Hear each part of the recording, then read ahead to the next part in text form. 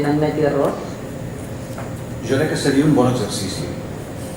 Seria un bon exercici. De fet, la satisfacció que sents quan demanes perdó per un fet dolent que has produït o que has provocat, la satisfacció que això provoca és enorme, és molt gran.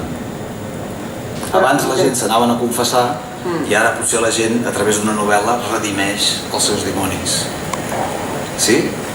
Per tant, en certa manera, aquests personatges, o l'autor, digue-li com vulguis, són tots ells, es redimeix dels seus pecats demanant perdó a tothom que hagi pogut faltar, que aquí n'hi ha molts. Que els hi has faltat? No, home, no els hi has faltat al respecte? No, però a vegades... Pots aprofitar per fer un acte de contrició col·lectiu? No, però aquí hi ha molts amics i allà darrere està plegat i allà la meva germana. Aquí hi ha molta gent que saben que jo no sóc una persona exemplar. I a més ho saben perquè mira com riuen.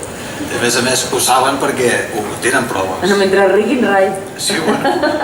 Vol dir que... No, perquè són bona gent. I saben també que no hi ha una voluntat real de fer el mal, sí? O de portar-te malament. Aleshores, crec que però hi ha d'haver un dia en què tu els assentis en una taula i admetis que has comès errors i que realment allò no anava amb ells o que no volies fer-los mal. I crec que és un exercici molt sa que no es produeix.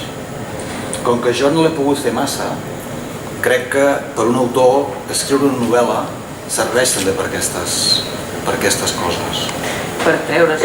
Per treure's dimonis de dintre.